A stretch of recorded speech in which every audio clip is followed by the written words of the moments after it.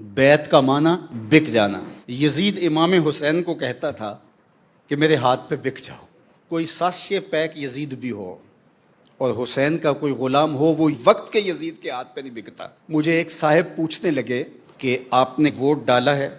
تو میں نے کہا کہ جدید دور کی یہ ایک بیعت ہے تو میں ضرور ووٹ ڈالوں، لیکن جس کے ہاتھ پہ بکوں وہ میری قیمت تو دے۔ اگر وہ میری قیمت لگا سکے تو میں اس کے ہاتھ پہ بکنے کے لیے تیار ہوں۔ اور میری قیمت کیا ہے؟ ہر دو عالم قیمت خود گفتائی، نرخ بالا کن کہ ارزانی ہنوز۔ یہ دو جہاں لے کے بھی بکے گا تو سستا بکے گا۔ تو میں نے کہا کہ میری کوئی قیمت دے تو میں بکنے کے لیے تیار ہوں۔ میری قیمت کون دے گا؟ تو یار جب میں ایک عاجز سا شخص ہوں اور میری قیمت کوئی نہیں دے سکتا تو حسین ابن علی اللہ اکبر جو حضور کی آغوش میں کھیلتا رہا۔ یزید کیا کہتا تھا؟ میرے ہاتھ بک جاؤ۔ اللہ اکبر۔ امام حسین نے کہا میں بازار محمد میں بکا ہوا ہوں، کیسے بکوں گا؟ آپ علماء بھی تشریف فرما ہیں، ان سے پوچھئے کہ بے پر بے نہیں ہوتی۔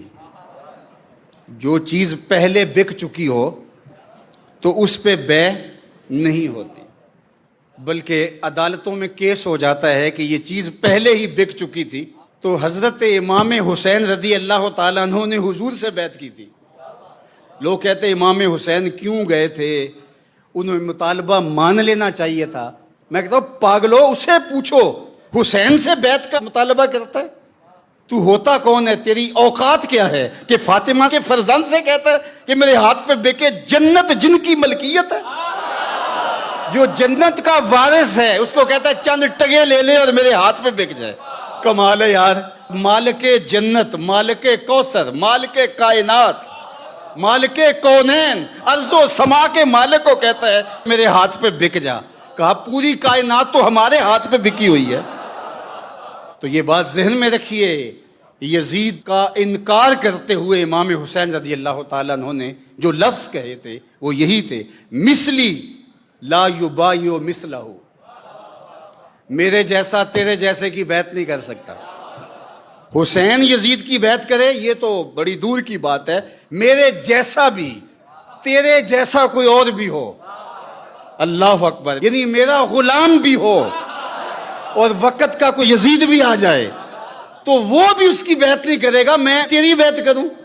مثلی لا یبایع مثلہ، میرے جیسا تیرے جیسے کی بیعت کر ہی نہیں سکتا۔ اللہ اکبر۔ تو بیعت بکنے کو کہتے ہیں، اور جو اہل ایمان ہیں وہ بک گئے ہیں۔ کہاں بکے ہیں؟ اللہ نے ان کو خرید لیا ہے اور اس کا بدلہ کیا دیا ہے؟ جنت دی ہے۔ تو مسلمان کسی کے آگے بکتا نہیں ہے، فروخت نہیں ہوتا۔ جو خلیفے کی بیعت کرتا ہے تو لفظ سن لو، خلیفے کی بیعت کرتا ہے۔ خلیفہ اصل نہیں ہوتا، نائب ہوتا ہے۔ خلافت پر جب وہ بیعت کرتا ہے تو وہ بیعت کسی اور کی کر رہا ہوتا ہے۔ ماں سے واللہ مسلمان بندہ نیست، پیش فرعون سرش افگندہ نیست۔ مسلمان کا سر اللہ کے علاوہ کسی کے آگے جھکتا ہی نہیں۔ اور یہ تھا حضرت امام حسین رضی اللہ تعالیٰ عنہ کا پیغام۔